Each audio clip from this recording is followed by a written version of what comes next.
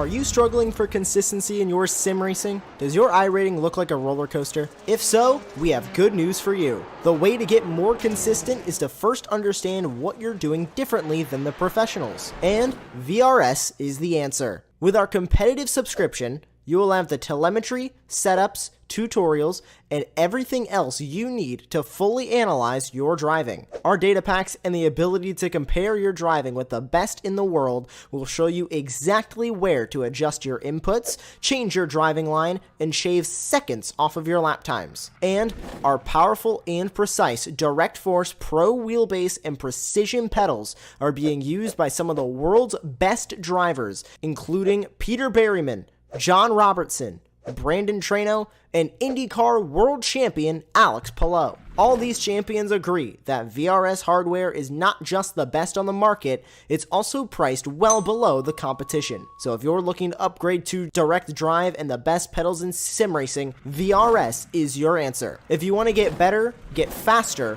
and make it happen sooner rather than later, you owe it to yourself to find out why so many people are switching to VRS. You'll be so glad that you did. Visit www.virtualracingschool.com and learn why the best use VRS.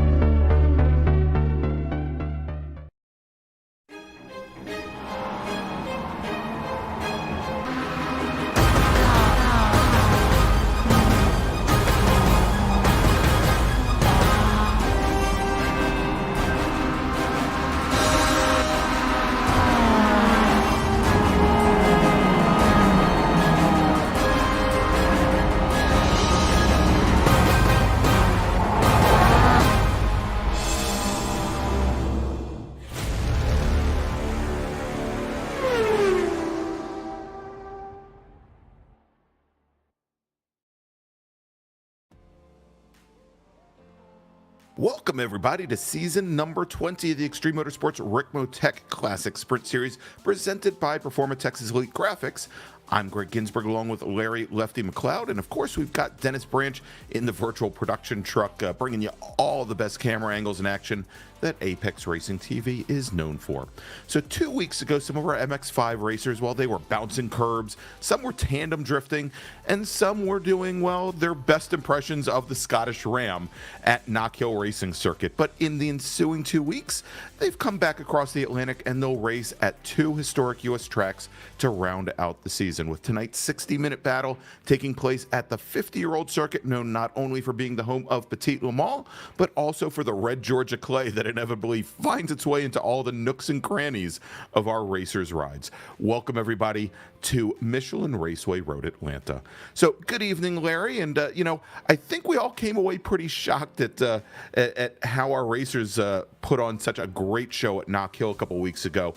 And by the way, for you guys watching and listening at home, guys and girls, if you haven't seen it already, I definitely recommend you go back on YouTube, pull up round number 7 of the Classic Sprint Series from Knock Hill Raceway. It will knock your pants off.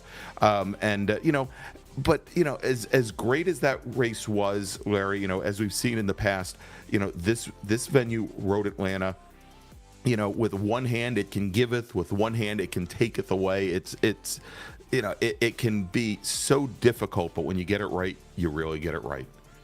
Yeah, this is a tough track, but those that enjoy racing love this place. It has a really good rhythm to it. It's great side-by-side action. It's got some seriously skill-requiring sections. You think about those assets, you got to nail them right. And I think it's a great venue for this kind of car. It's a great venue for a lot of different cars, but certainly in the MX-5 Miatas, these things are just kind of meant for this. And I think what we're going to probably see is 2, 3 wide, probably going around turn 1 a couple times. We'll probably see a couple of side-by-sides or a dozen of them going into the last hairpin. In fact, I remember a race here a season ago, or perhaps 2 seasons ago, where I think it was 3 wide on the last lap going down the final hill. You could easily expect a lot more of that tonight. Yeah, and you can definitely get 3 wide into turn 10A down at the bottom of the course going in. The problem is you very rarely get 3 wide coming out. So, we'll have to see how that plays out. But I mean, it is a circuit that just really promotes great racing, and as you said, great for maintaining pace, great for flow. And, when you get onto that incredibly long back straight at Road Atlanta, of course, the draft will certainly come into play here. But then you have to learn how to defend when you come down that hill out of turn 9 and get on the binders for turn 10A. But, enough about us waxing philosophical about Michelin Raceway Road Atlanta. Why don't we turn things over to the expert? That is Kevin Ford. And he's going to give you tonight's track guide of Michelin Raceway Road Atlanta.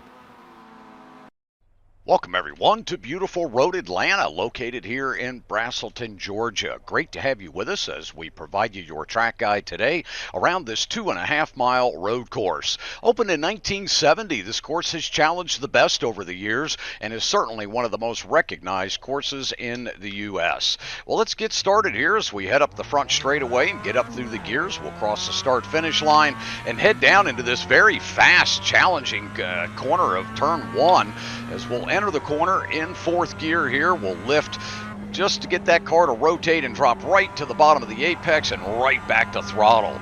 We're going to climb the hill into the blind entry of turns 2, 3, and 4 here.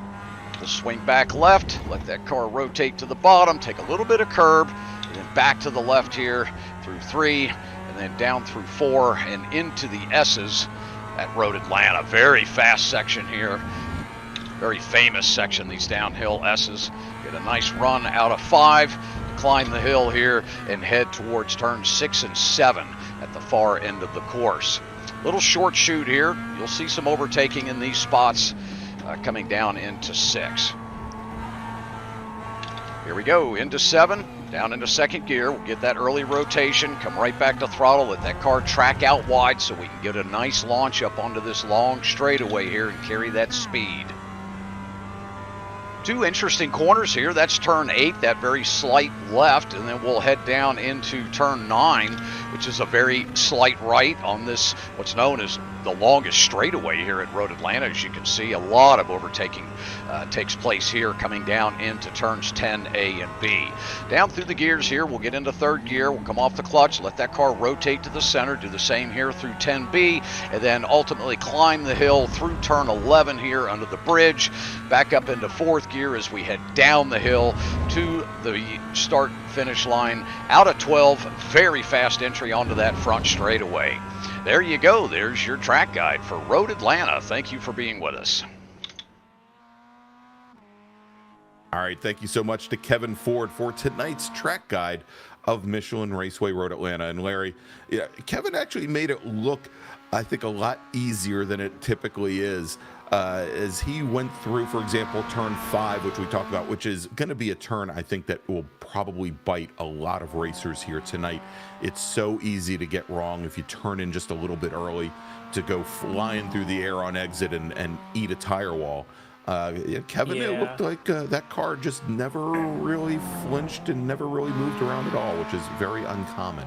Yeah, turn 5 is one of my least favorites in many tracks in North America, but certainly here. That it just dares you to eat all the curbs and hope you survive and don't hit the wall at the exit. It's just kind of really does. It dares you to try and go through there with guts and with maybe a little bit of precision, but a lot more guts, and hope you don't lose them on the straightaway afterward. Yeah, exactly. And we're going to have to see if he's joining us on track here tonight. But we're scheduled to have Brennan Horan in the commentary booth pre-race with us. Brennan with Team Esports Racer, currently running 3rd in the Pro Championship. He was last year's AM category champion. And Larry, Dennis and I were watching him before the broadcast take some hot laps, and I think he was the only car on track at the time. And he ate it at turn 5, I think. I think 3 separate times. I mean, again, it's just really difficult. to get right. All right, so we've got our drivers. They're on course right now, and as we always do in the Classic Sprint Series, we give our drivers 15 minutes to set a fast lap, to set a pole time here for the 60-minute race. They get 4 flying laps to do it during qualifying, and they have the track seemingly all to themselves, what we call lone qualifying. And just getting underway, we've got most of our drivers just on their out laps right now, and we'll throw up the timing tower on the left-hand side of the screen when we start to see some times roll in. But in the meantime, let's quickly take a look at where we stand after 7 rounds of the Classic Sprint Series, and we're going to start off with the let's start off with the pro category. Now, we mentioned how exciting the racing was at Knock Hill just a couple of weeks ago. Taking the win there in his seamless racing Mazda MX-5 was John Allen, but I think probably the driver of the day, Larry, was Robert Hartley. I think you can probably agree that he had an early off, very early in the race, got knocked back. I think maybe 1 or 2 cars were ahead of him 2 laps in, and he worked his way all the way back up to second place. And I would say that if he probably had another 5 minutes on the clock or so, he might have made things interesting for John Allen. Yeah, he certainly kept John Allen honest, I think. Back there, John thought he could just kind of coast to the end, but when he sees someone like Hartley coming through there, and he's a legend around in iRacing, and you see him, you never count him out. He could have been 15th place and 20 seconds back. It doesn't matter. He made a heck of a run. So that was a lot of fun to watch, and I think for him tonight, getting a good start probably means everything. Yeah, it certainly will. And unfortunately, and we'll run down the points in the championship here in a few moments. But Robert Hartley, it has not been. I think the run at Knock Hill was probably the exception to the rule. He has not had the best of luck early on in some of these races, and it shows in where he stands in the championship right now. Travis Schwenke currently running. Travis Schwenke came in 3rd overall. Probably he came in, I think, 4th overall, but 3rd. Let's try this again. Came in 3rd in pro, 4th overall. There we go. That's what I meant to say. Had a great run for him. And then, of course, as we mentioned, Brennan Horn, he's going to be joining us here in just a few moments. Came in 5th. Let's try that again. Came in 4th. I'm looking at the overall finishing order, and that's why I'm getting completely thrown off here. Horn came in 4th in pro. Greg Mack finished 5th in pro. So now that I've fumbled around and stumbled around, let's take a look at where we are in the championship right now. We've got John Allen. He is currently your points leader with 232 points, currently 42 points clear of the rest of the pro field, where Mike Dam in his Orion Racing entry currently has 190 points. Brennan Horn, and I keep saying Team Esports Racer, I think it's now known as Slicks Racing.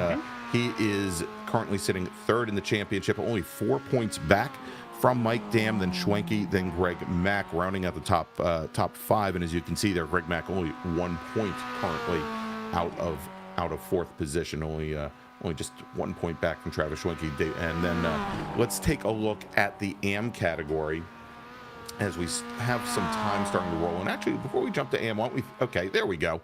And Dean Dibdahl took the win in the AM category probably at Knock Hill, and the reason that would why be an understatement to say that he took the win in the AM category. Well, that's why I kept getting everything incorrect for the pro Dean's category fault. because he finished 2nd overall. I mean, it was an amazing run for Dean, and again, some of the drivers up towards the front of the field in the pro category, they had some challenges.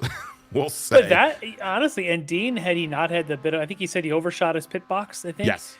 Cost him a bunch there, so when he came back out, because he ran with John Allen for the entire first half That's of right. that race, and who knows, we might have been talking about him taking the overall win. So what he's done when he's competed in the open class, or the AM class, he has definitely been dominant so far this season. Yeah, so Dean took the win, and finishing 2nd in AM, Edgar Sancinelli from Frito Sport Racing finished 10th overall.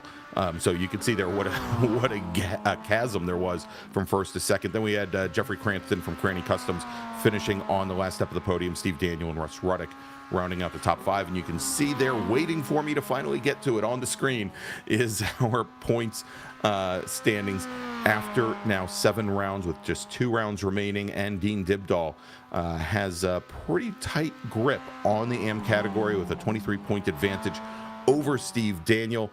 Then we've got Eugene Weber just 5 points back from there. Eugene was our leader in AM going into Knock Hill, and he comes back in 3rd position. Then Greg Brockway 4th in the points.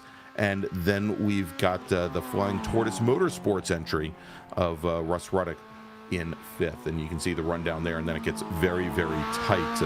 Cranny Customs, Jeffrey Cranston, Nick Parsono, I think only 1 point apart. But here, let's take a look at where we are in qualifying, Larry, as we're just about halfway through. Mike Dam, currently your fastest driver on track, and he is leading the pro field. And if you take a look at the timing tower, you'll see all the drivers with the black car number, or black positions to the left-hand side are in our pro category. The drivers with the red are in the AM category. And Mike Dam there with that 135 at 348, just about 26 hundredths of a second, or 26 hundredths of a second up on Josh Soto in the 07 machine. John Allen, our winner from Knock Hill, currently sitting 3rd here on track with a 137 and change. And if we look at the AM category, I believe in the AM we've got Eugene Weber, and he just disappeared from the timing pylon because he went into the pits. Eugene Weber, our fastest of the AM category drivers, with a lap time of 136.59. Dean Dibdahl only 1/10 of a second back at a 136.69. And then we've got Steve Daniel at a 136.87. But now look at this, going to the top of the leaderboard in AM, Jeffrey Cranston puts in a 136.581. And by the way, just as we've got those the timing tower color coded with the black positions on the left for pro and red for AM, same thing for the race cars. If you take a look at them there as we watch the Cranston machine there, you can see red mirrors, red number boards. And that denotes that it is an AM category car, and the cars with the black mirrors and black number boards, like the number 16 of Travis Schwenke right there. Those are our pro category drivers. So a couple things to note. If you look at the lap times, 35.3 for Mike Dam, Josh Soto with 35.6. I believe those guys have only turned 2 laps, which says they have taken their 4. So Tony Kernan's still on his 3rd. A moment ago, they hadn't quite gotten there yet, but Tony Kernan's still working on his. John Allen's still on his 4th lap. So things not yet decided. Also interesting is Josh Soto, I think, did a 35.2 in practice. So as did John Allen and Mike Dam. So these guys, there's still some potential for pace out there. Don't know if some of that was drafting in practice, but there's still some time to be had. So don't count out Tony and John still on their final laps. And so here comes Tony Kernan now down into turn 10A, which, you know, it looks so inviting there when you're the only driver going in and you don't have to defend against 2 or 3 other drivers that have been drafting you all the way down the straight here. Let's take a look as Tony Kernan comes through turn 12, that huge drop at turn 12 and across the stripe.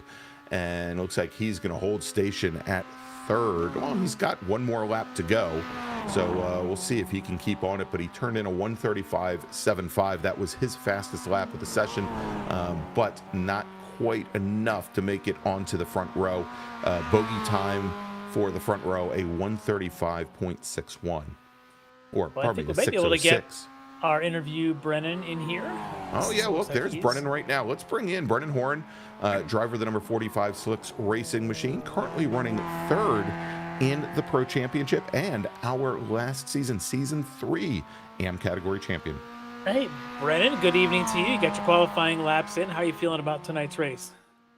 I'm feeling pretty good, actually. I didn't get a lot of practice in tonight, but last week during the official Extreme Motorsports practices, I put in some pretty good lap times, so I'm happy to be P7 right now, right in between Travis and Nathan.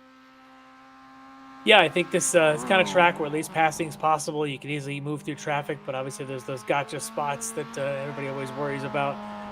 What's it going to be like first lap? What do you expect as far as the aggression, first time going down the S's and coming out of 5? I think I'm more worried about turn 3 than anywhere else right now, because with such a close field, no one's going to want to give up the space into turn into turn 3. So, and I think I'll be on the, or no, I'll be on the inside actually. I'm just looking. So maybe I might accidentally bump into somebody, but as long as we come out alive, that'll be good. Turn 10, I think we'll be fine. Most people here are, pretty competent, so I don't think we'll have too much trouble there after the long straight. But no, I'm just looking forward to it. I guess I'm not too worried. Yeah, it'll certainly be interesting. Notice that you've got the new team name, Slicks Racing. If you want to tell us a bit about that. Yeah, me and Greg Brockway started Slicks Racing. We're just laid back racing team really, and Slicks Racing, we came up with that, racing slicks, and so we turned that around and said Slicks Racing. So that's the advent of Slicks Racing team. Nice. So you guys right now have got 7th in pro and looks like 6th in the M class covered on the grid right now. You guys. Yep. So. Yeah, and I think in the team standings on the whole championship overall, I think we're P3. So got a lot of points behind us, and looking forward to the rest of the season. Yeah, no, that's a lot of fun. So you guys do a lot of obviously sharing setups and development together? Yeah, Brockway, I gotta give Brockway all the credit for the setups. He's just one of the, he's just one of the best setup makers I've ever met. And I wouldn't be where I am today without him. So big thanks to him.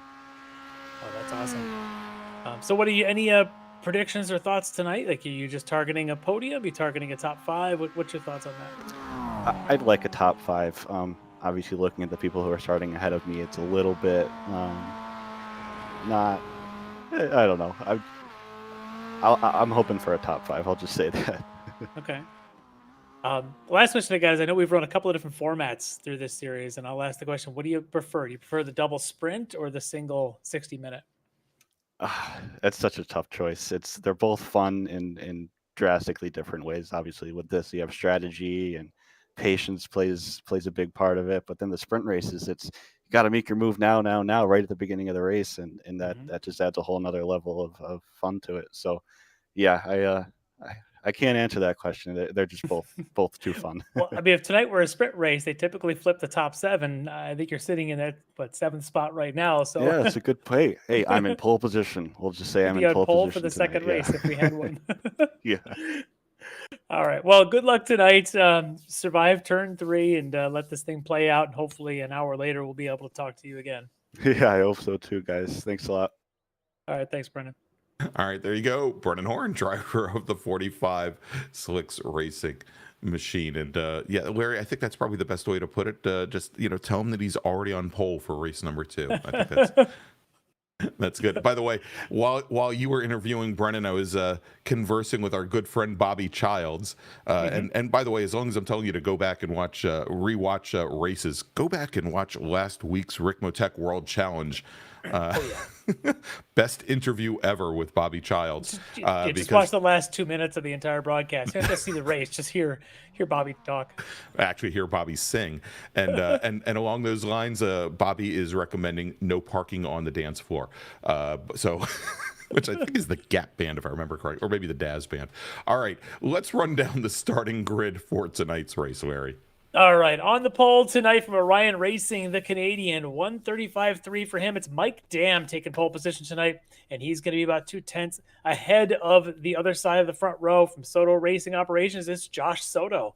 On row 2, gets on up there right at the end there, Kernan Motorsports, Tony Kernan, and he just nips out from Seamless Racing, last week's winner, John Allen, in 4th on the grid.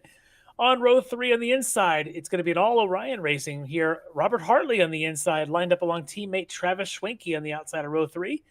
On row 4, we just talked to him, Brennan Horn from Slicks Racing on the inside, lined up against Nathan Nicholson from Delta Sport. And I think Brennan was saying is on the inside. That might be good for turn 1, but turn 3, I think he's going to be on the outside. He may have some work to do. On row 5, on the inside, it's Esport racer Jordy Fike. He'll be lined up alongside StreetSurvival.org's Jeff Jacobs. On row 6, on the inside, another Esport racer. That's Greg Mack, lined up alongside the highest qualifying AM driver, Jeff Cranston from the Craney Customs Racing.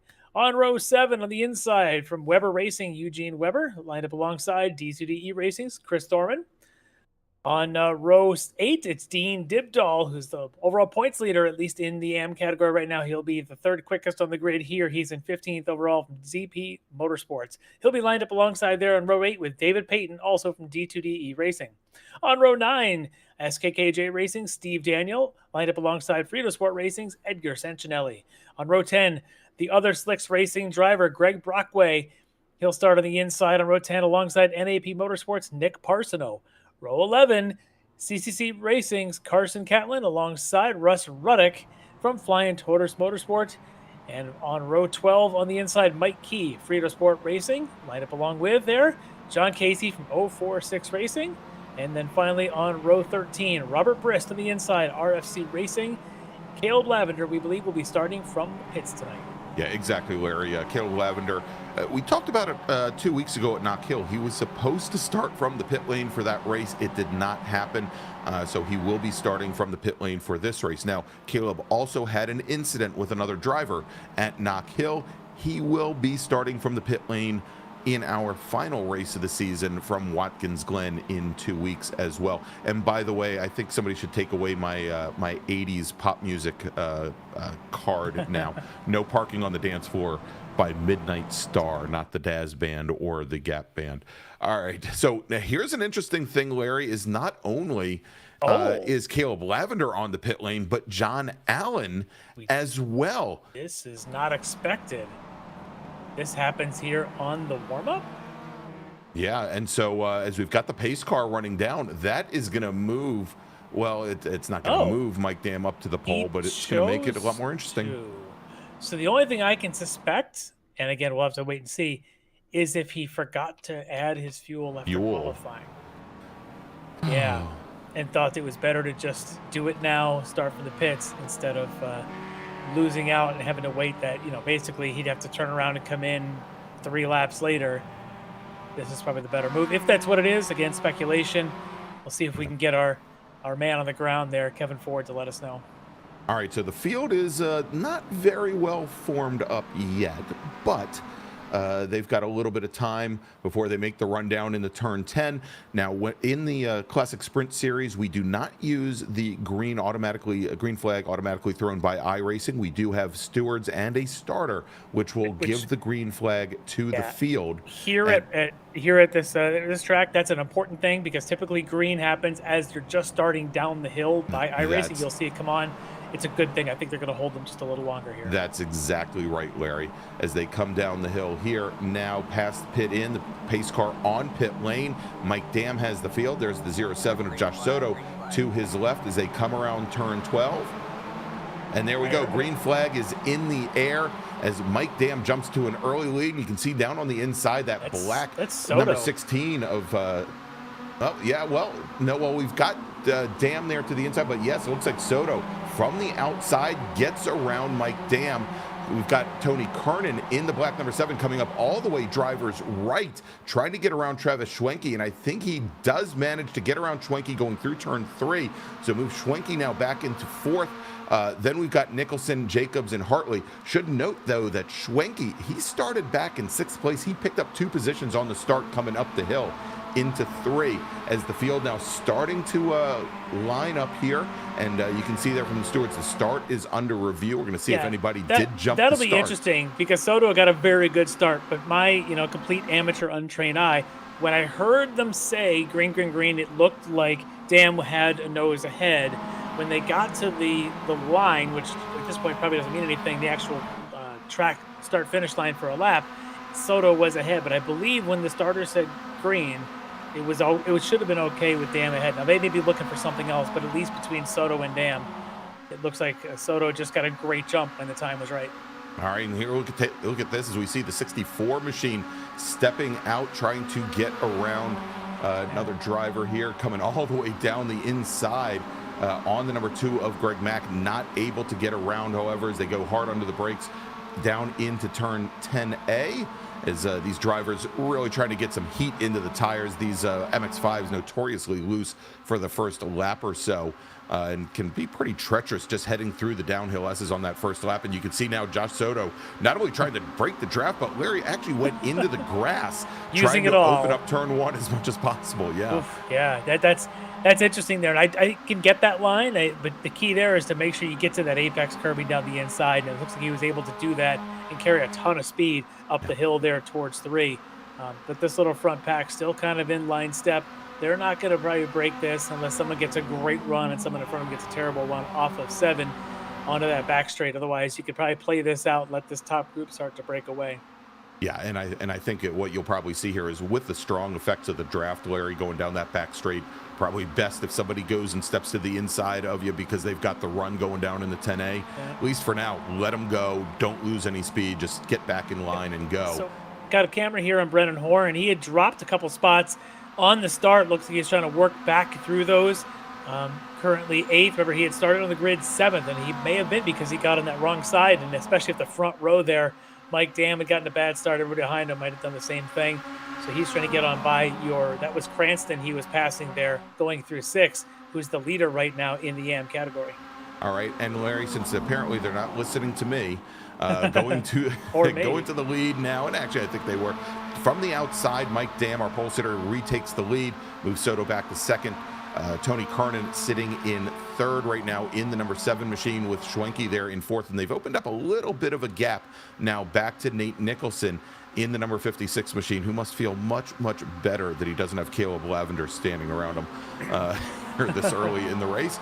Now, interesting to note, Jeffrey Cranston, who is our AM category pole sitter, he started off in 12th. He had picked up 3 positions already on the start. He's in a nice little position there in that kind of aquamarine and black and white Cranny Customs machine there with Brennan Horn, who we were just speaking of, just ahead of him. Jordy Fike behind, but he's got 4 pro category drivers between he and our 2nd place driver in AM. That's Eugene Weber.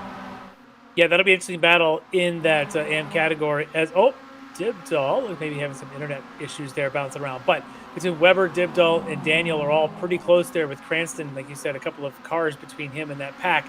We'll see how that settles out in the long run. There is Dibdall in that number 19.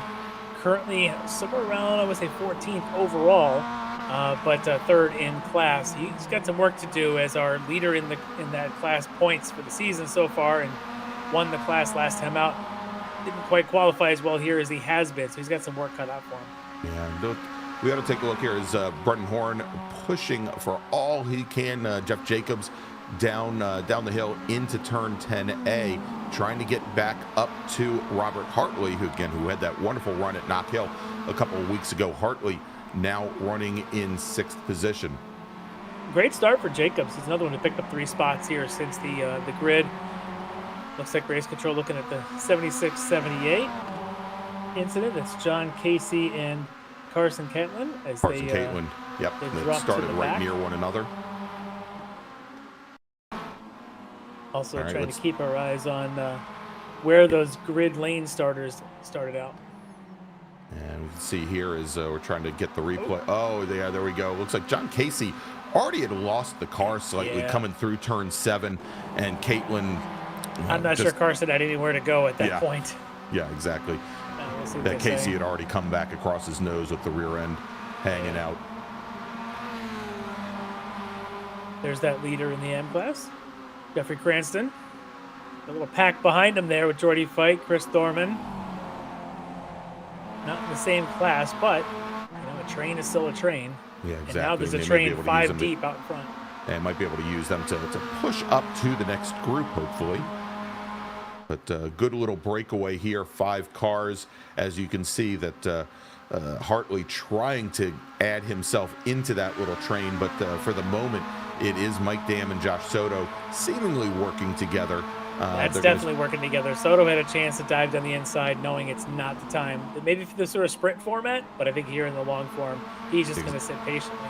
Yeah, exactly. And, as we see, if you slow yourself down going side by side in the 10A and 10B, you slow that exit speed down. And if there's a trailing car fairly close, like we've got Tony Kernan right now in that black number 7 car, you can fairly easily come up the inside underneath the bridge and take the position away going into turn 1. Yeah. As we figured, the review between Catlin and Casey is no further action required. Yeah, that was unfortunate. Nowhere for Carson to go, but that's a good call. Let that one fly on through. Good shot there of Weber behind, I believe that's David Payton.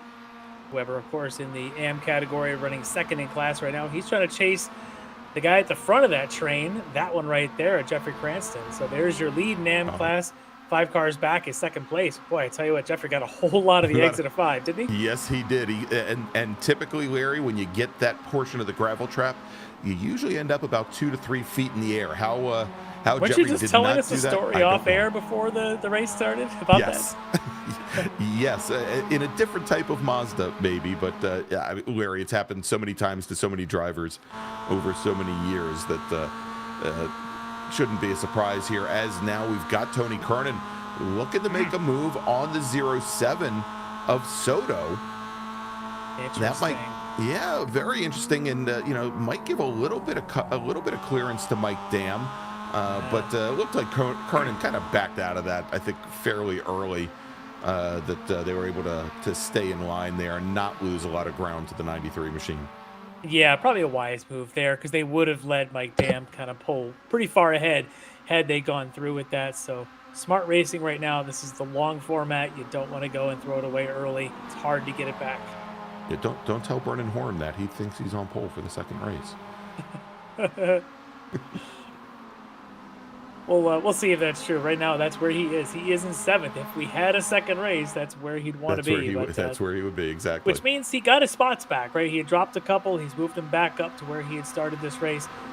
Now he's hoping to catch up in front of him to a Robert Hartley, who's actually one of the quicker guys on the track right now. And we'll see here. You can see Nate Nicholson all over the back of the 16 Schwenke. And again, same story. I think trying to push up to the up to that lead group. Yeah, and that's what you got to do here. This is definitely a bump drafting kind of track with cars that bump draft really well. As we are on board with Nicholson here, and he knows that Hartley's coming. Hartley's already there. Hartley at one point was almost 2 seconds behind this group. There was a 5-car pull away.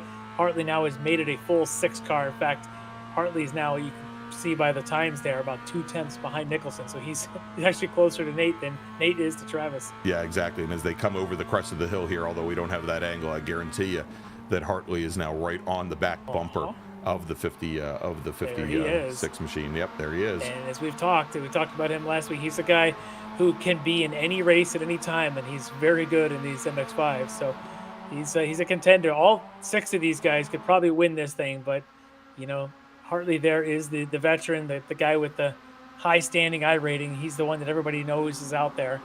The rest are just trying to make sure you don't get beat by Hartley at the start of the race. Here's the second pack. Here's an interesting shot, though, Larry. As the second pack comes through, take a look at the third pack and the lead car in that third pack.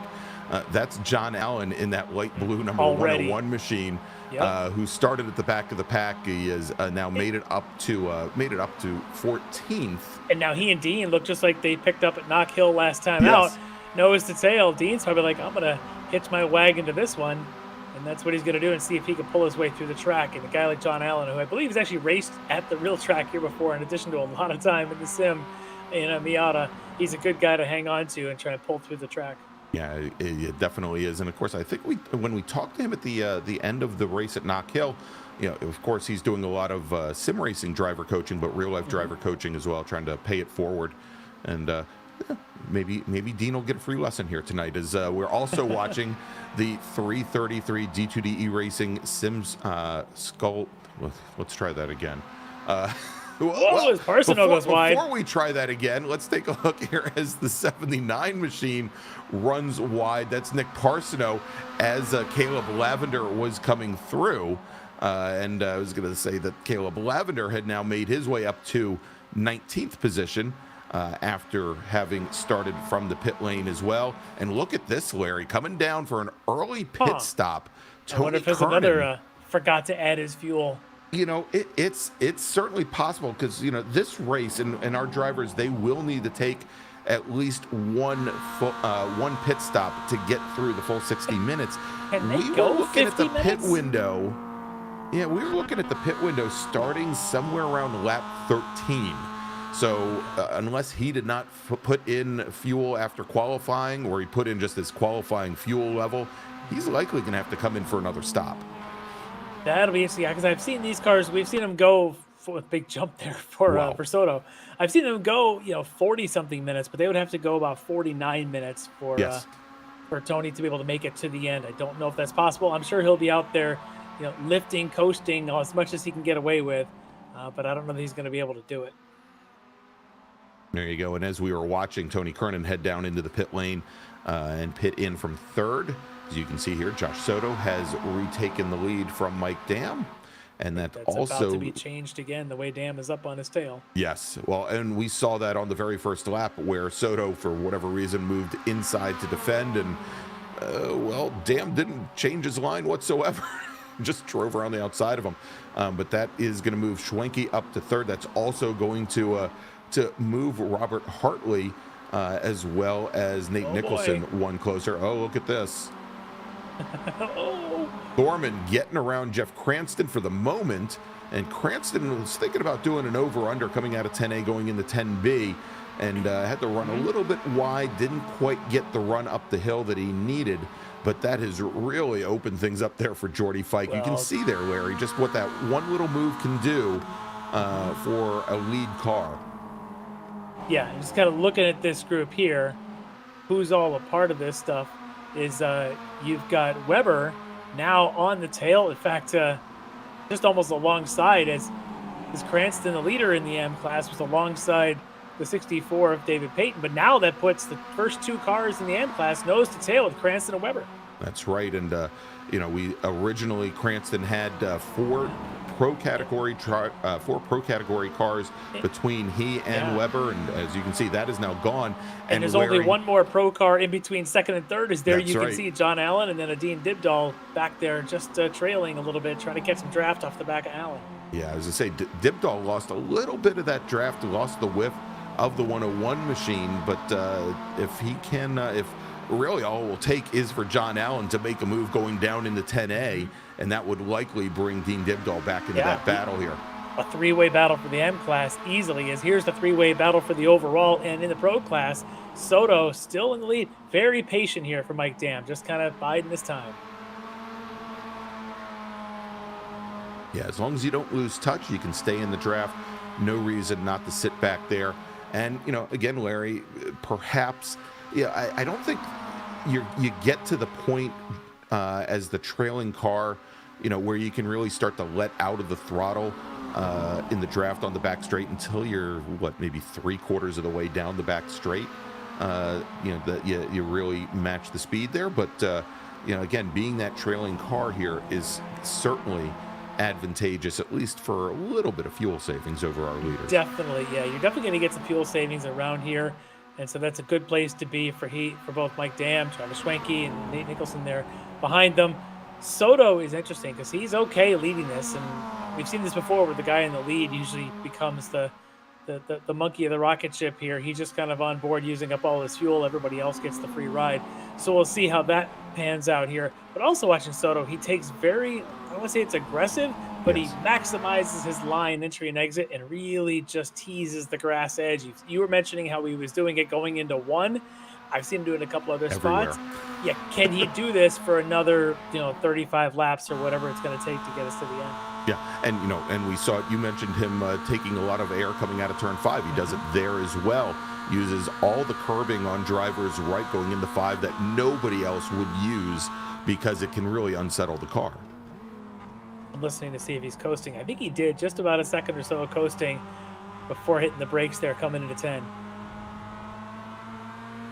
As we're on board now with Mike Dam.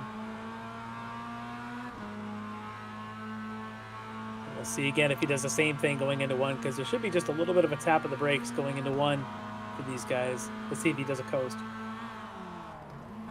Maybe a little bit. Yeah, you can. I mean, and 1 is a good place where you would anyhow. I mean, you get that you give that little brush of the brakes, maybe a downshift, and then you can pass the apex. So you get a couple, at least maybe 200 feet or so of because their lap times right now are only 36.5. Don Allen just ran a 36.0. Dean Dibdall 36.0. So this front pack isn't setting any kind of records right now. Yeah, but at this point, since they've separated themselves out from everybody else, at least for the moment, It they don't says to need me, to. though, there's potentials there, which means the potential for fuel savings is also happening there. As John Allen trying to get around the current leader, Jeffrey Cranston, current leader in AM class. Oh, look at these guys, just nose and tail coming into 7.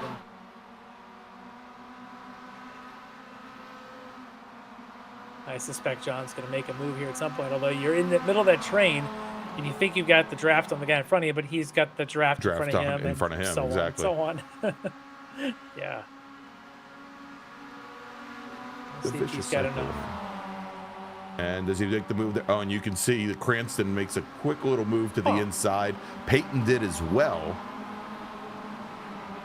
That I think I wonder if he's afraid of.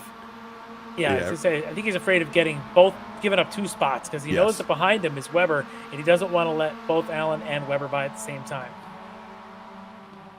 He knows at some point John Allen's going to make it and get on by him. He just doesn't want to give up any more than that. But there's Dibdall right at the back of this little 7-car train. Yeah, he's coming into it there. Yeah, he's 8/10 behind that train, which means that's enough to sniff a draft. And John Allen still pestering the back of Cranston. And now it looks like the 54 Weber kind of getting all over the back of Allen. They get a little impatient.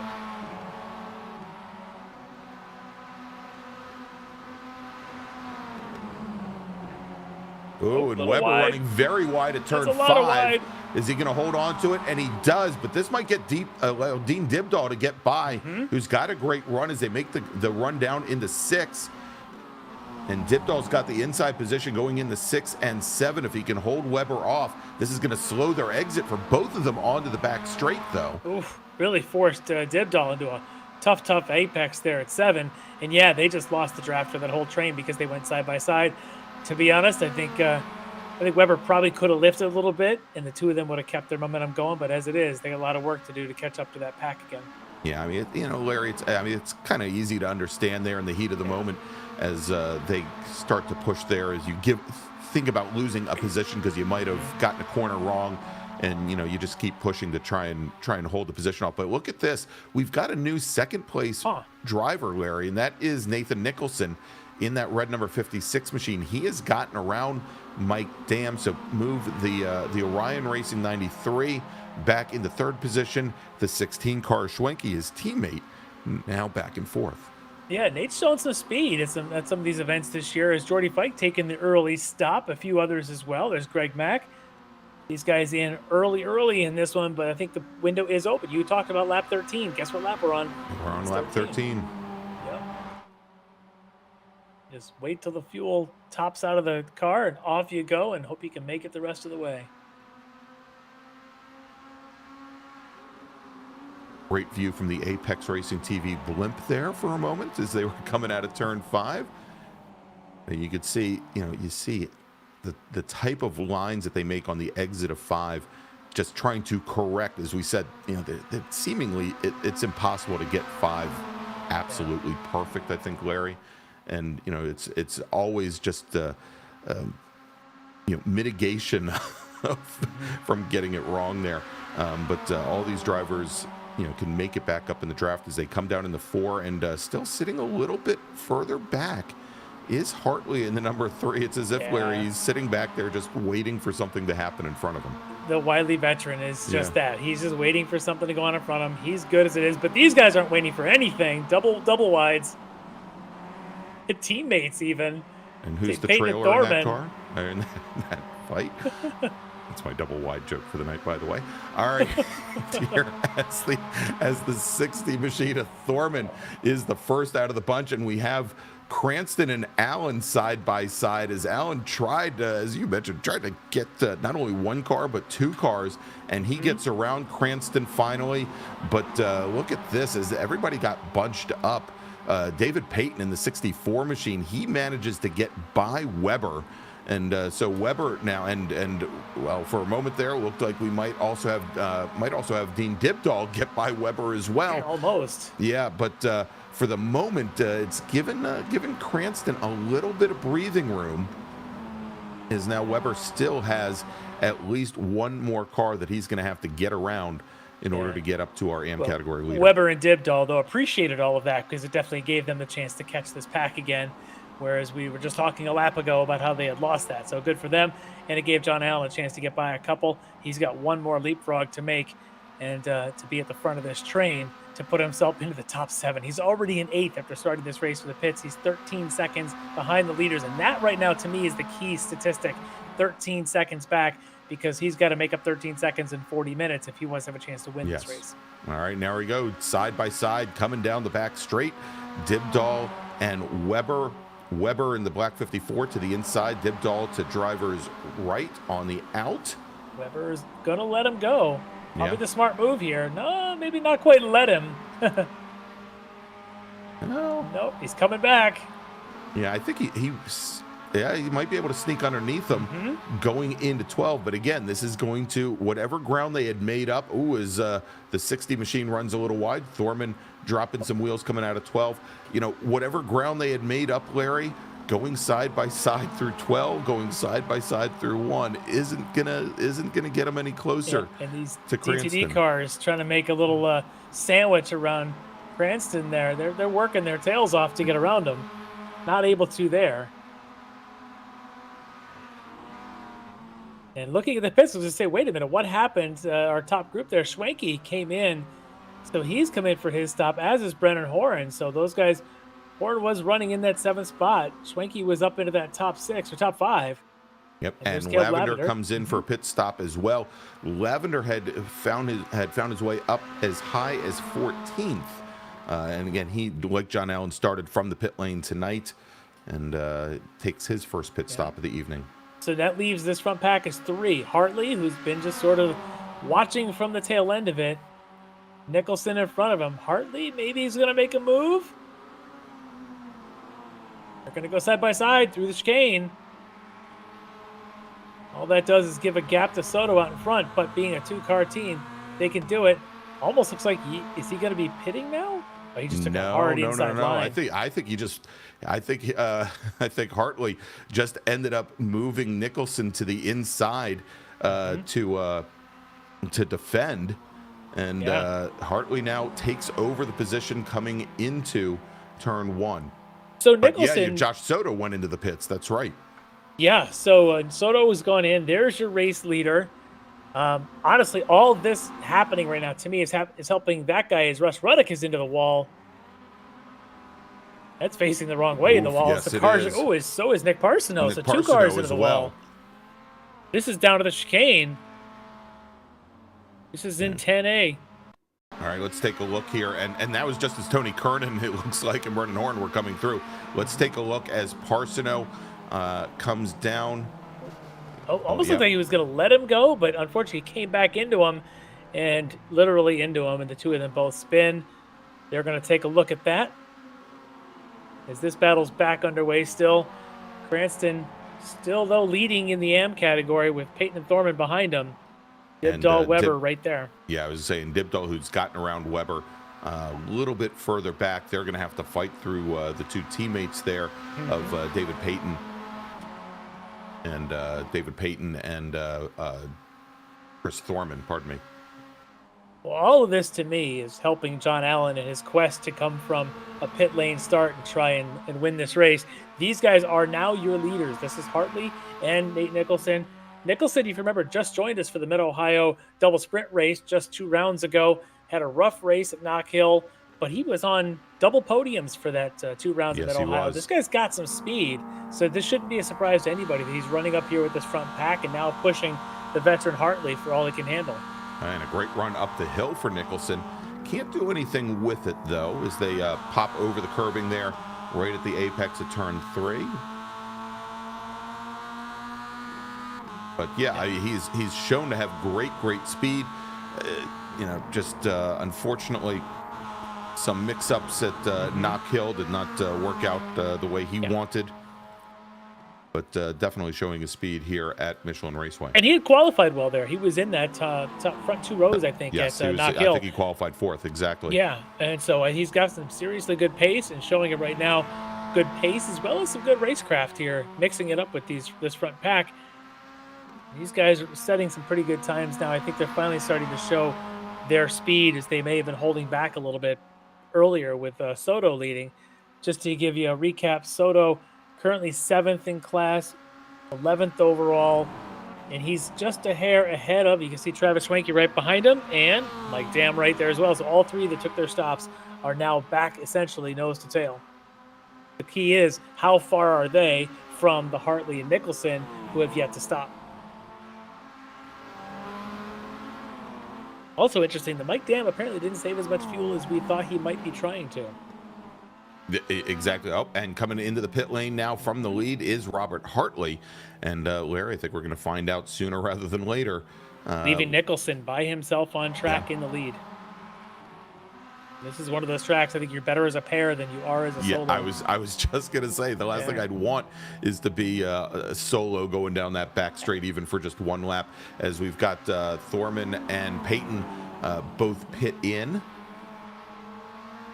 These guys, to see where Mr. Hartley comes out of the pits. When he does, because here comes the pack he was following for the first third of this race.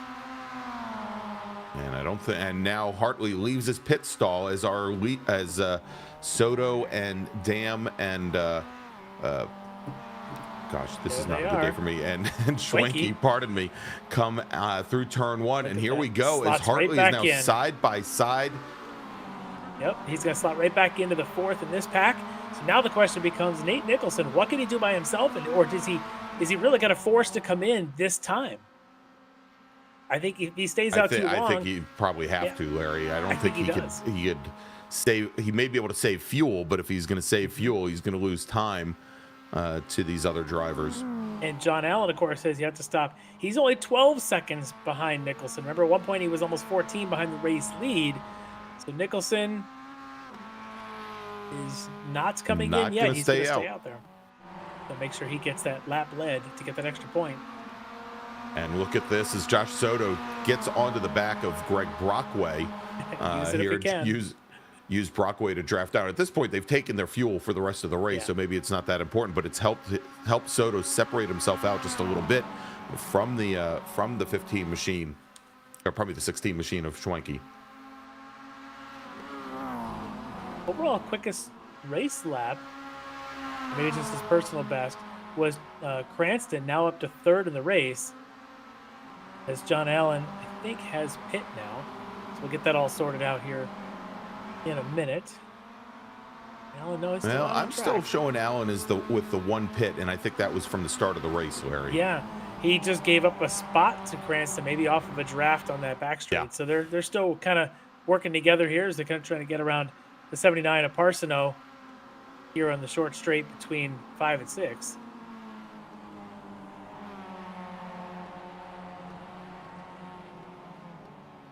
Yeah, actually losing a little bit of ground to Nate Nicholson on this lap. Wonder if he had a bit of an issue there, back there perhaps at 10 or something. But he's still fighting for it. He's going to have to stop eventually. But typical strategy for Allen, as we've seen, is a go until it's on fumes and then come in and fill it up to make the splash to the end. So if he can make it 40 minutes, he'll probably try. He'll try it, exactly. Oh, and running wide. That's Tony Curran and Brenna Horan. Yeah. Coming out of turn 5. This guy is currently 8th and 9th in the pro class. All right, well, Larry, tell you what, we're probably going to see John Allen pitting in here rather soon, but we're just about halfway through our race tonight. Why don't we take a quick break, thank some of our sponsors, and when we come back, of course, we'll bring you coverage all the way to the checkered flag. And if you like what you're seeing tonight, please go ahead and give us a thumbs up on YouTube. Click on that big red subscribe button if you haven't done so already, so you can find out about all the great motorsports action that Apex Racing TV has to offer. And so we'll be back here in just a few moments for the conclusion of the Extreme Motorsports Ricmotech Classic Sprint Series presented by Performa Texas Elite Graphics.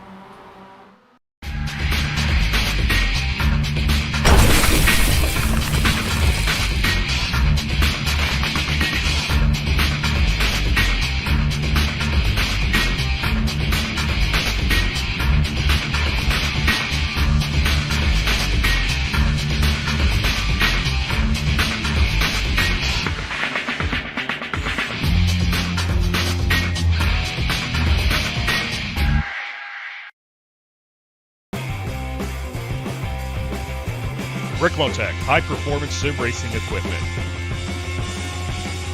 Whether you're just looking to have fun, train for race day, or become a serious esports competitor, Ricmotech has you covered. Hundreds of name brand parts. Support from experts that love sim racing.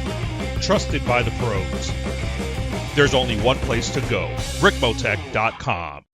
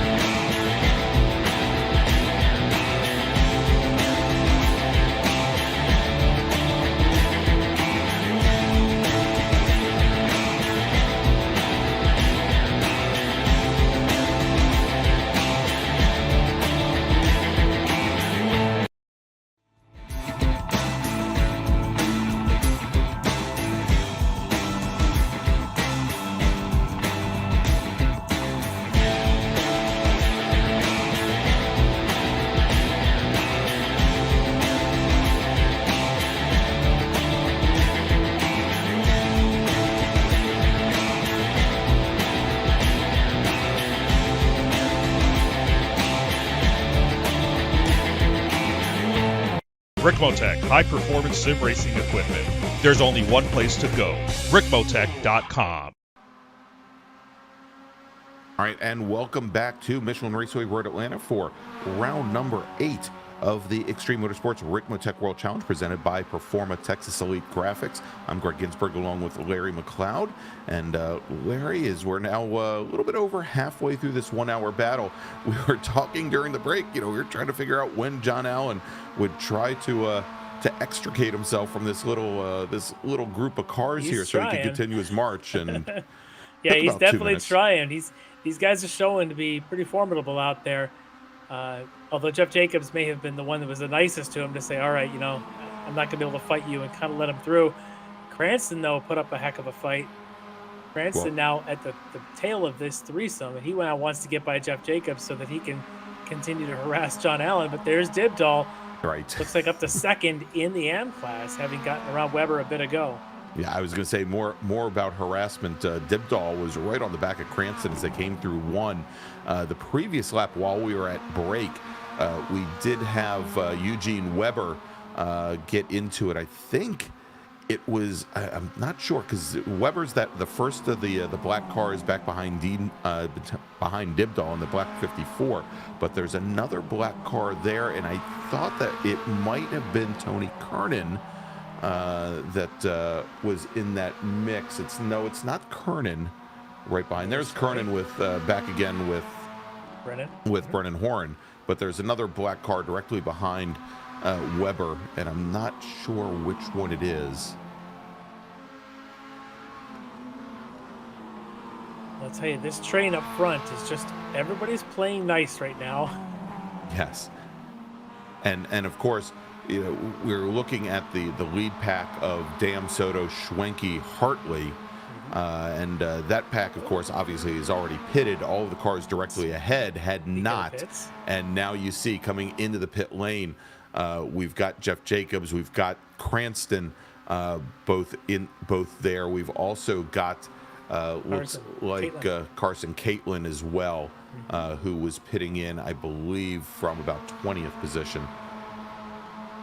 So the ones we're still waiting on, might actually be easier to bring them out of this, is Nate Nicholson, your overall race leader, currently 11 seconds ahead of John Allen. There he is. He has not yet stopped. Neither has John Allen, Dean Dibdall, or Eugene Weber. So your top 4 on the track are, I believe, the only ones still yet to come in for their fuel. Yeah, and, Nicholson is going to be getting to the end of that pit window, I think, pretty soon, Larry.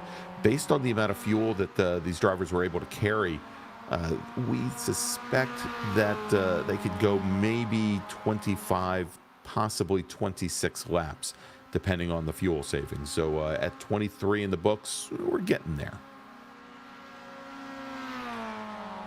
Well, there he is. He's able to use a little bit of that, the 98 there, to try and get a little bit of draft as they had gotten up to that turn 6 and 7 complex, but now he's just still trying to lay down some lap times as your leader, Nate Nicholson. Meanwhile, this train is just trying to make sure that when Nate comes in for fuel, that they're ahead of them. As Yeah, they're led by the 93 there, of course, of Mike Dam. Yeah, and if you take a look here, Larry, at the order, so Dam is now what, about 35 seconds off the lead? Is that about right? I think so. Yes, 35 seconds behind Nate. Yeah. So, and pit stall times for most of the drivers, 23 in the box, about 50 give or take, with the transit time down the pit lane. So it's going to be fairly close. It will be. I think these four guys were doing a great job of just keeping in line and setting quick lap times. Nate has been hovering in those mid to high 36-second laps. I think that train of Dam, Soto, Schwenke, Hartley has actually been tickling the 35s. Oof, yeah. So I would not be surprised at all if they are several seconds ahead of Nate. Nate's the only thing that he can maybe do now is if he did in fact save fuel earlier, it would make his stop just that much shorter. And maybe that's what he's hoping for. Same for John Allen, currently in second, 11 seconds back. All right, we're watching right now. This is Chris Thorman, who's found himself ahead of Jeffrey Cranston once again after his pit stops. Cranston, our AM category leader, and Cranston now has a little bit of breathing room here, Larry. Now, Dean Dibdahl is technically leading the AM category, and I believe he's third overall right now. He has not pitted in at this point until now, and there is Dean Dibdahl. Dean's last lap, by the way, was a 36.0, so actually one of the quickest cars on track, as essentially his pre-in lap. So good job there of keeping the pace up, but right before his pit stop, now we'll see what can he do. Where does he come out relative to Cranston, who was leading when he went in?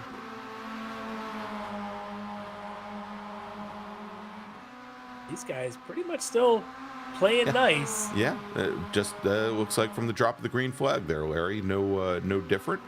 And they're going to be coming up on the 76 of Carson Caitlin here in a few moments. See if this pack gets to him going down through the S's, which might complicate things just a little bit here. Yeah, it always seems to slow you up. There's Dibdahl for his stop. He's on his way back out, so now we're watching. Where is Cranston? As Dibdahl will come out behind him. There goes Cranston just through turn one now. They're going to be close. Looks like Cranston's going to be side by side with Thorman. And there is young Dibdahl. And Dibdahl is going to come out ahead of Eugene Weber. And he's actually like made up 3 seconds behind made Cranston. up a good amount of ground. Oh, no. And that is Greg Mack and the 96 machine of Steve Daniel that have gone off. Mack on the toe. Wow, let's take a look at the replay, Larry. As they come through turn 12 onto the front straight. Oh, we also had the 54 machine of Weber there. And I was waiting to see where Weber was coming up the hill. And let's take a look. And Weber managed to get through cleanly. But, both Daniel and Mack off into the gravel trap I turn don't think one. Greg Mack saw Steve Daniel out there. Probably realized Daniel had gone wide coming down the hill and thought maybe he was behind him, and he was paying so much attention to Weber and his inside. Just forgot that there was another car there. 3 wide into 1 is a tough place to go. It is. Ooh, taking left side tires is Nicholson. And John Allen into the pit lane as well now. So 2 cars pitting in from the lead. Looks like Allen taking left side tires as well. Yep, and there goes the pack, and that's what we were worried about for Nicholson. He's still in his pit stall. And there we go. Looks like the car is down, and he's on his way. But as you can see, that lead pack has left him behind. Now, John Allen taking that set of tires. There's your leader in AM. That's Cranston. That's Cranston off at turn 12. That was our AM category leader. That's now going to move. Yeah, a lot of it there. Let's take a look as they were coming out of 10A, coming underneath the Fox Factory Bridge. Oh, no. And Cranston and Lavender get together. Caleb Lavender, who worked his way all the way from the back of the pack, gets together with our AM category leader. And there is Cranston in the gravel trap. That's going to put Dean Dibdahl now up into the lead. Let's take a look at another shot here of from this. The blimp. He's on his inside. He's got the position. He's at least got his nose to the rear corner there of Cranston. I think Cranston thought there was maybe a bit of a more overlap. Yeah. Well, Not enough.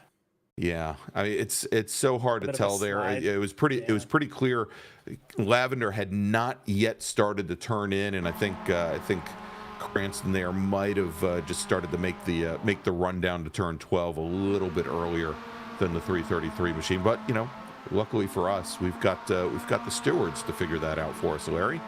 They have got their work cut off for them on this one. That's a tough call there. But out in front, there's no tough call here. It is Mike Dam, Josh Soto, Travis Schwenke, Robert Hartley. Your top four by a lot. Nicholson 17 seconds back. I wonder if he had a pit issue because he's only 3 seconds ahead of John Allen. So it makes me wonder if Nicholson may have missed his pit stall because it looked like when he started to be released from the pits, his car went backwards. Like it was still in reverse. Yeah, implying that perhaps he had it in reverse before he took on the fuel and those two never tires. got it back in the gear in the first gear. Yeah. So this is unfortunate for him. Still, though, sitting sixth. He's only a couple seconds behind Brennan Hoare. Maybe he can pick up a spot there, but he's got to worry about John Allen trying to get himself up into that sixth spot. There's Allen. And if you look there's John Allen making his way down the hill. Allen's a lot closer than I would have thought he'd be. Yeah, Allen is 20 seconds behind that front pack. Shows you how fast that front four was going after their pit stop. Those guys were just screaming around here. But for John Allen, able to make up a lot of ground on Nicholson, maybe he can pick up a spot there. But he's got friends in his breeze behind him, doesn't he?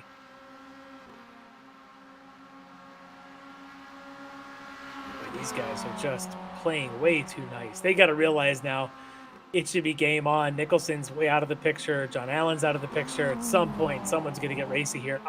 My money's on Josh Soto. I don't think teammates are going to race each other. Yeah, without a doubt, Larry. All right, so let's take a look here. As they come down the hill, down in the turn 12, they're going to have to start fighting at some point. As we now have just about 15 minutes remaining here. And it looks 10 like 10 laps to go, basically. Yeah. Right? This is money time. That's it. And, it looks like Soto is trying to push Mike Dam clear of Schwenke and Hartley. Just, unfortunately, you can't do it. The draft is too strong here in too many places. Yeah, definitely. And so my strategy in these kind of fights is to never be lower than second if you can help it. You get shuffled back to third and fourth. It gets nearly impossible to get back up. So Soto, at this point, would rather pass for the lead and then give it up later than to get past because he's too conservative. Yeah. There's the update there from Race Control on the incident between Steve Daniel and Greg Mack. No action taken there. Yeah, that just looked like an unfortunate racing incident.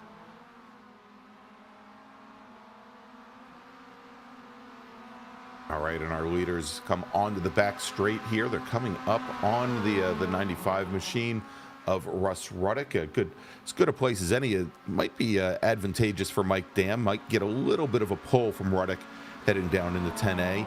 And look at Josh pushing. Yeah, and you can see they've now separated themselves a little bit from Schwenke and Hartley. But under braking here, Schwenke's able to close that right back up. Yeah, because that draft really pulls you right on in there at the highest speed points down the hill, and definitely helps him quite a bit. But Soto's going to continue to do this. He's going to just going to completely cozy up to the back of Mike Dam's car there and hope for the best. But like I said, if he feels any pressure from behind from Schwenke, if he feels threatened, don't be surprised to see Soto pop out of there and force the move on Mike Dam just because he does not want to give up that second spot. By the way, Dibdall is your leader, of course, as we had seen the wreck there. Unfortunately for Cranston, so there's Dibdall now back into the lead in the M category. He's a pretty substantial margin there, about 12 seconds ahead of Weber, who, of course, had his own incidents around this track. So Dibdall, I guess, playing the long game tonight, able to withstand the pack and hang on to it. I'm sure he'd like to be higher in the field than he is right now, but good job there for the AM category lead. That's right, and you may have just seen it flash across your screen. The stewards have decided to take no action in the incident at turn 12 between Jeffrey Cranston and Caleb Lavender. So Cranston still sitting on the pit lane getting repairs. So speaking of repairs, take a look at John Allen's right front hood line. He's got something going on there. He's definitely had some contact tonight. That is not a clean race car. If you take a look at the other side of the car, folded in there. Yeah, the other side's got a And the little bit of a fold. right rear as well has got a little action there. Yeah, there you go. So might be why he's just a touch off the pace. Didn't quite see where that happened, but considering the number of times he's had to go side by side with the pack tonight around here, it could have happened anywhere. All right, let's see here. Back to our leaders as Soto continues to try and push Mike Dam clear of the field. Not getting that done here as we now have just about 12 and a half minutes remaining. Yeah, you know that little meme of the cartoon stick figure and his stick figure dog and the stick figure holding the stick saying do something? I kind of feel that way about these guys right now. Come on, do something. Somebody make a move. I would not be surprised, Larry, if Schwenke and perhaps our fourth place runner, Robert Hartley, decided to, I don't know, wait for 3 laps or so to go. I think Hartley might be making a move soon. See, he came out of 5 right on the bumper of Schwenke. Here he is going to 7 on the bumper. Oh, but he runs too wide. close. Yep, off into the grass. He's going to lose a little bit of momentum there. Yep. Yeah, I think he was trying to make this his lap. He was going to get by Schwenke, and if you're in that 3rd and 4th spot, you need to start making moves earlier. Yeah. I think Hartley was trying a little bit too hard. He's still in it, though. 8/10 back. He feels draft. But this might be a good opportunity for Schwenke to maybe try something on Soto. Right. Pressure off as long him. as he doesn't have Hartley sitting on his rear bumper. Yeah. And if the move doesn't work, it doesn't work. I mean, the worst thing that can happen is it will bring Hartley back in, I don't know, a half a lap earlier. That's a risk that you sometimes at this stage of a race you're forced to take. You Right. have to if you want to have a chance to win this race. And I think Schwenke, he was our pole sitter at the Knock Hill a couple weeks back. Yes. He's shown some pretty good speed, and I think he's definitely going to have to make a move soon before Hartley gets back up there.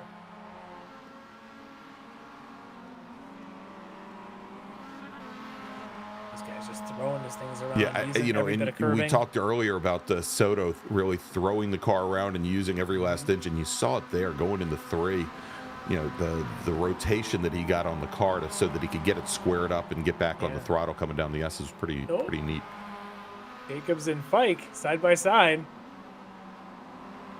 A tough place to go side by side. Yeah, I would say into turn 3. I've been there in real life, and it's harrowing when you when you see, especially if you're on the inside, knowing that you're probably going to pop that curb and the car is going to jump a couple feet to driver's left, and you know there's another car there that's probably in that same spot. Yeah, these are our leaders trying to get around Nick Parsono here on the back straight as Parsono moves all the way driver's right, and that is given a little bit of clearance to Dam and Soto as they come down the hill into 10A and jump on the brakes. Yeah, I was actually wondering if Soto was going to try and take an opportunity to make a move there. He does not. We're right back line in step here with Schwenke and Hartley.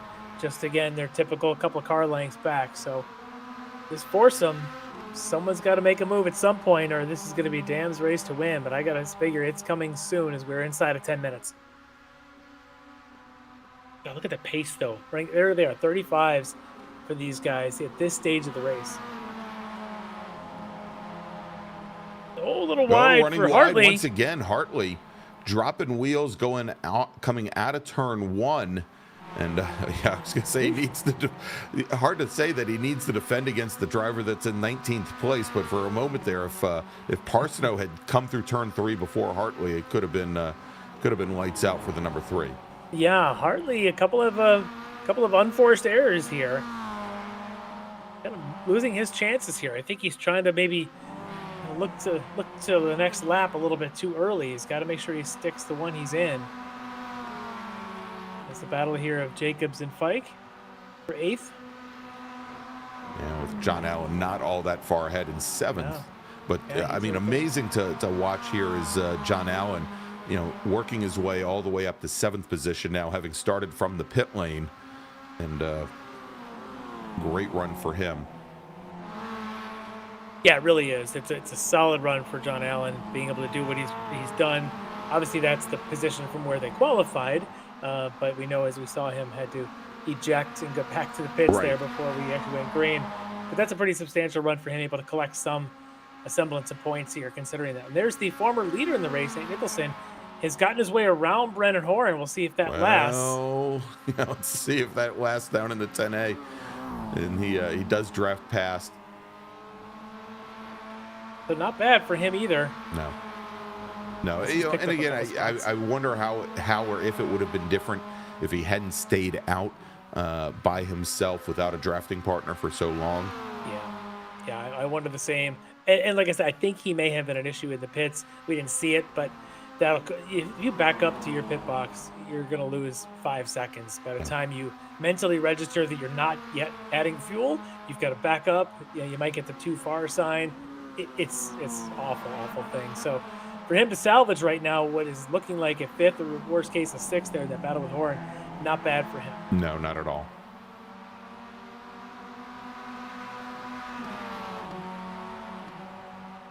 These guys having a good scrap. Yeah, this has been going on for what, close to 20 laps. Yeah, Allen running a little wide there as these guys are staying with him.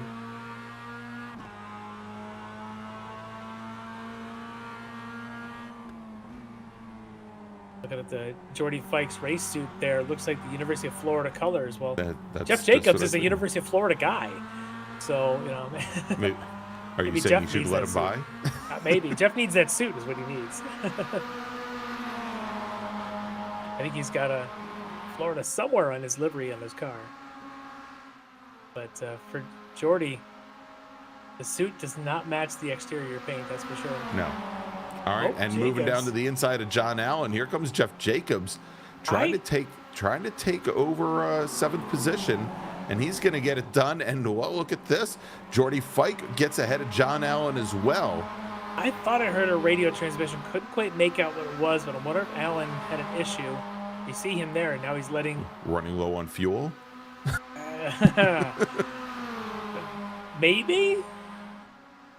Possible? Maybe he just saw the run coming and figured he's not going to get in the way of that battle. Yeah. Making some awkward lines now, so I'm wondering if there's something up with him. Potentially fuel is... Oh, we've got something happening here. That's Hartley and Schwenke going through 6.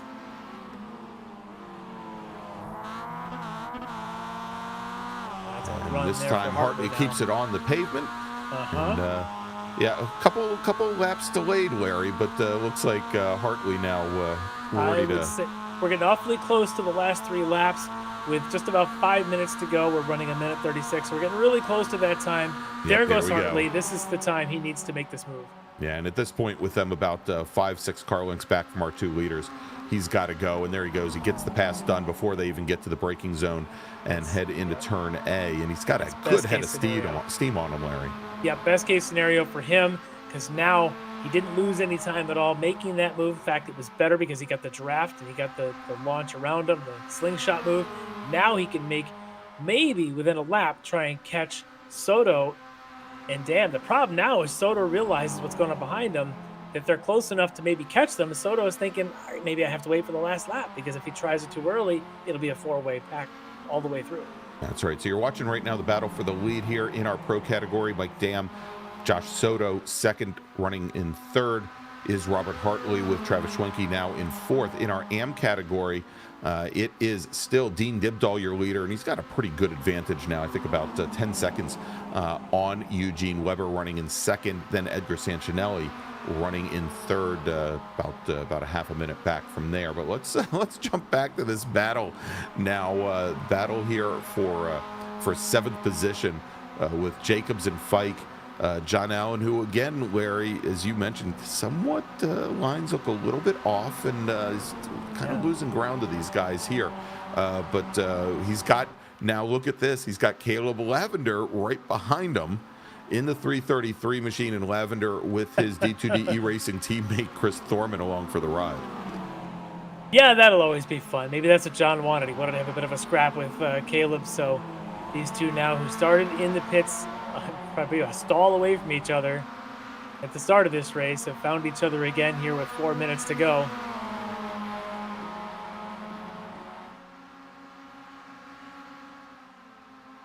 Lavender, though, probably the aggressor here. Let's see. Yep, there he goes. He's popping out. He knows he's got an extra draft, and Fike doing the same in front of him. All right, here we go. 2x2 going down the hill into 10A. Lavender gets around Allen. It looks like Thorman's going to try and make the same move. Contact with the teammates there. Yeah, did you see that? As Thorman got into the back of Lavender, but Lavender was able to keep going. Yeah, and it looked like Thorman was also trying to stay clear of John Allen going in there, and just carried too much speed down past the apex, got into the back of the 333 machine. But things have changed quite a bit here as Jordy Fike continues to hold on to 7th, but now Caleb Lavender has, well, for the moment, he's gotten around Jeff Jacobs as they come up the hill going into turn 3. Yes, you can now move the 333 machine into 8th, move the 38 of Jacobs back in the 9th, and then John Allen, who had been up as high as 7th just 2 laps ago, put him back to 10th. So interesting. We should have about 2.5 laps to go. I think our leaders are there. They are on the back straight. Take a look where Robert Hartley is. He's in this fight. He's 4/10 or so behind Soto. Soto's got to make the move now. He's trying, didn't have the momentum. Oh, we're a 3-way fight for the finish. It's about 2 laps to go.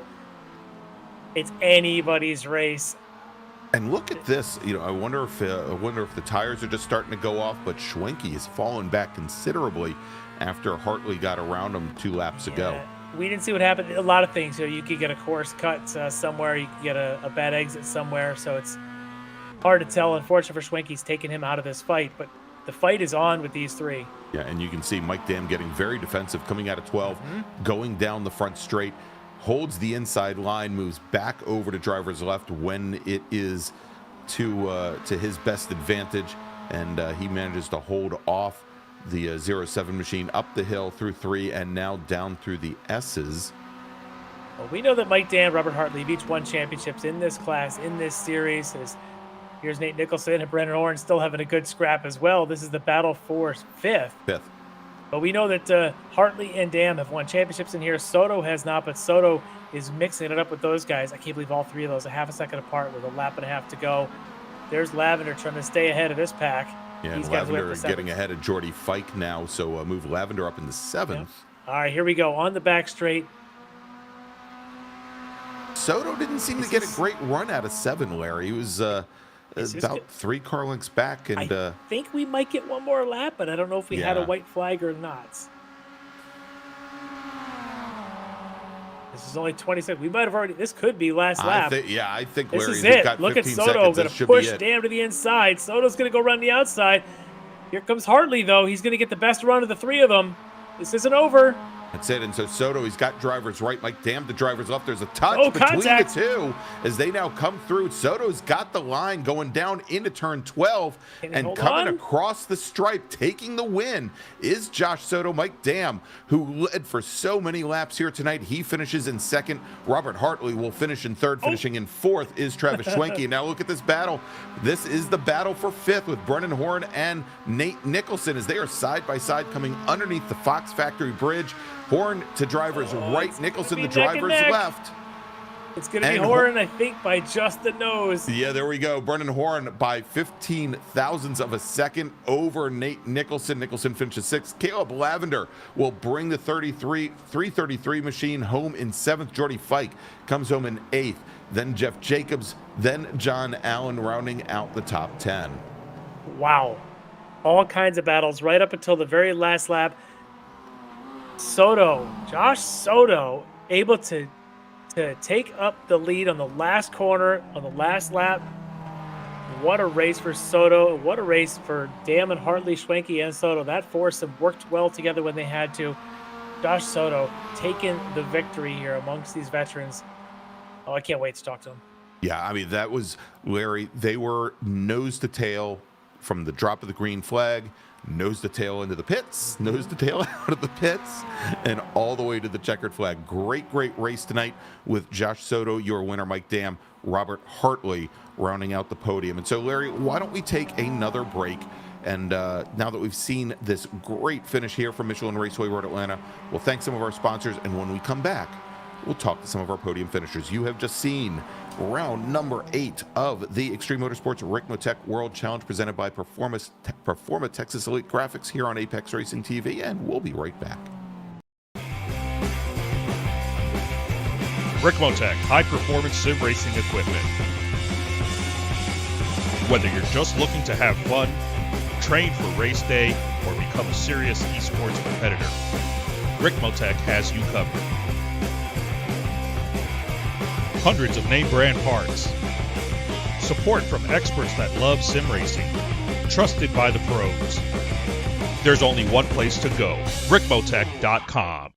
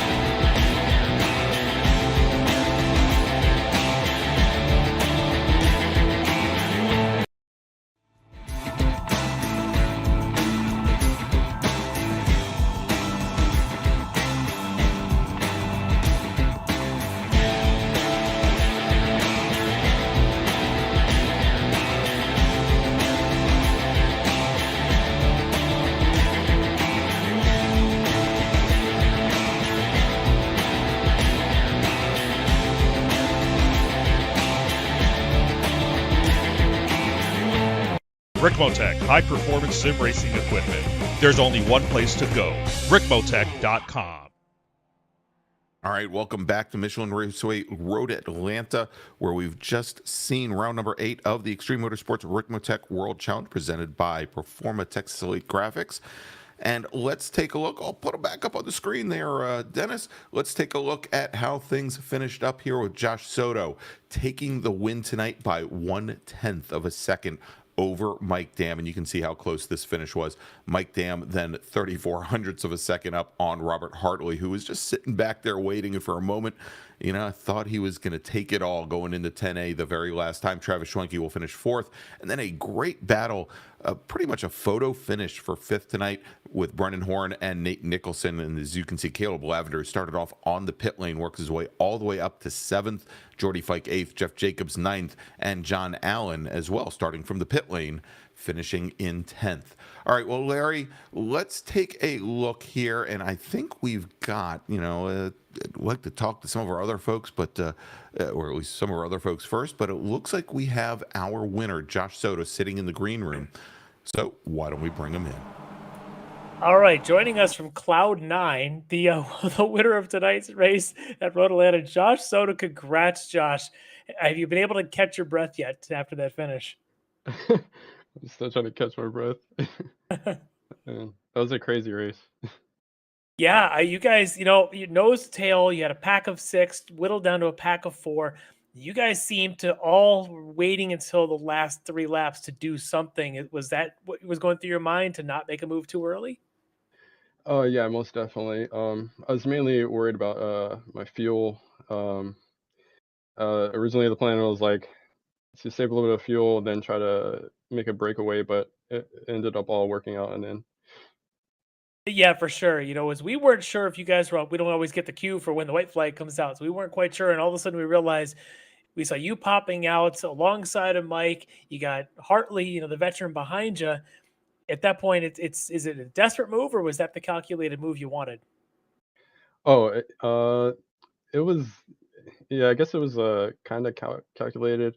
Uh, this week I really focused on the fuel management and just trying to get down the right pit strategy so I could be able to be competitive. Yeah, well, I think that definitely worked out. It seemed the pit strategy was just spot on. You guys gathered right back up as a pack after all the pits had exchanged.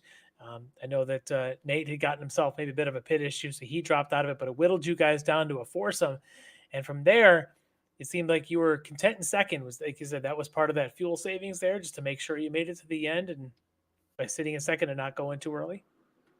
Oh yeah. I was really waiting for the right fuel to be able to possibly get a breakaway, but uh, Mike Dam then his pace was really good, so I couldn't really catch him to be able to do that move. But yeah, the fuel saving and all that stuff all came together at the end. Yeah, it definitely did, and gave you that opportunity to muscle your way on by there.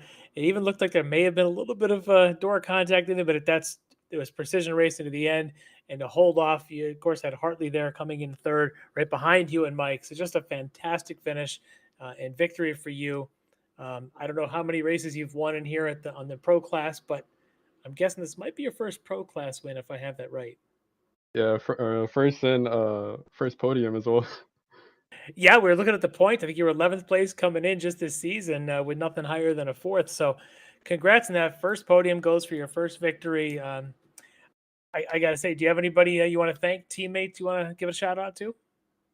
I want to thank my friends. I want to thank Esport racers. Um, Also, I want to thank my mom and my family, and you guys for putting on this race series. So, appreciate that. And I'm sure the family and all the friends are going to be loving to watch this one on replay. So, go off and celebrate tonight. And congrats again, Josh, on that big victory. Thank you. All right, there you go. Josh Soto, your winner tonight here at Michelin Raceway Road, Atlanta. And Larry, why don't we bring in now, and he put up one heck of a fight from pole tonight, bring in Mike Dam, driver of the number 93 Orion Racing Machine.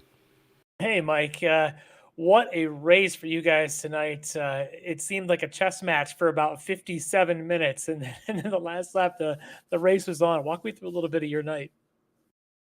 Yeah, it's I knew from the beginning that it was going to be a tough one, just in terms of the draft race. Mhm. I wanted to be up by the front. Obviously, you got to be there at the end to make the moves. But yeah, I was actually hoping, maybe change the pit cycle up and maybe get some clean air, but they caught on pretty quick and they kind of pit right after I did. So, yeah, just kind of at that point, you do your best, but it's down to the last lap kind of thing, and you got to make it stick. And Josh did, and that was a really good move. Yeah, we were just talking to him, and he was hoping to just get there on fuel. But when the time came, he made a fantastic move. I still wasn't sure if it was going to stick because the way you guys came through 10 side by side, we've seen so many of these essentially coin flips to the end. And then, of course, your teammate, Hartley, Rob, right behind you guys. So it was not going to be easy either way. And I just want to note that your lap times for the last, 8 laps of this race, you guys were flying. Mid 35s, a couple of high 35s. Just you guys were flying, and you were at the front of that train, just trying to hit those marks. I mean, how do you keep up that kind of pace 35 laps into a race with these 3 guys behind you, just all of them wanting your spot? Yeah, I mean, there's a certain amount of through the midpoint of the race. There's a little bit of backing off because I think Josh didn't really want to pass me until later. I was still, I wanted to keep the pace up. Somebody's could make a mistake, and then that's gonna be, one less guy you got to fight at the end. But definitely the last 5 laps, it was, kick it into another gear, cutting corners, hitting the marks, taking some risks. But yeah, he stuck with me and just enough, and was able to make that move. So it was a really good race. Yeah, that was a lot of fun to watch. A great heated battle for you, and it's got you up into the second spot in the points. So check those out when you get the chance here, because John Allen had his bit of issues at the start, so not able to maximize on points tonight. But between yourself and Josh and your teammate Rob, you guys had a pretty solid podium finish tonight. And I got to say, you got anybody you want to thank for this performance tonight? Yeah, just all the guys in the league who make it's a nice battle every race. I think it's one of the first times this season I've raced with Josh, so that was pretty cool. Good for him to win this. And yeah, just the guys at Orion and Frank at Ricmotech, and you guys for broadcasting. Thank you. All right. Well, thanks. Well, congrats again on a fantastic race and a second place finish tonight. And these races just keep getting better, it seems, week after week. So love watching them. Can't wait to see the next one. All right, thanks, guys. All right, there you go. Mike Dam finishing second tonight here from Michelin Raceway Road Atlanta. And Larry, while we wrap things up, and great battling and great finish here tonight from Michelin Raceway Road Atlanta. Want to let everybody know that the points have been updated on our website. So if you want to head over to extrememotorsports99.com/classic-sprint-series, you can see the latest point standings things are definitely starting to tighten up here as we're getting into now the final week of the series. And so let's take a look at the events that we have coming up next week. And that is not March 21st, but that is April 4th. Wow, we have everything mixed up here, Larry, don't we? Next Monday night, here, why don't we say that? Next Monday night, we'll have the Ricmotech World Challenge. It's going to be battling from, here, Larry, can you help me out? Because I still have our next, I still have Le Mans as our next time. Our next race should be April 4th at Watkins Glen. Watkins Glen, that is correct, for the World Challenge. And then the week following, April 11th, we'll be back with the Classic Sprints. Thank you. At Watkins Glen for the finale of the Classic Sprint season. So it's going to come down to these guys. Josh got his win at just the right time. That'll be fun to watch. And then the return of the Sports Car Series here in Ricmotech. That will happen on May 9th. So get your entries in for the Sports Car Series. Right. That's coming back. I think it's going to be GT4s and TCRs. So that is correct. And if you want to sign up, if you want to race with the Sports Car Series, you can head over to extrememotorsports99.com/road-series and sign up. And it is sure to be very exciting racing now that we have additional GT4 cars on the platform, and now that we have 4 different TCR cars on the platform. Should make for some very exciting racing. That first event, May 9th at Mazda Race. Is it Mazda? No, it's WeatherTech Raceway, Laguna Seca. There we go. All right, don't want to upset the WeatherTech folks. All right. So for Larry McLeod, I'm Greg Ginsburg, and want to of course thank Dennis Branch back behind the scenes for bringing you all the action. And we'll see you next Monday night at 8 p.m. Eastern. Ricmotech, high-performance sim racing equipment. There's only one place to go, ricmotech.com.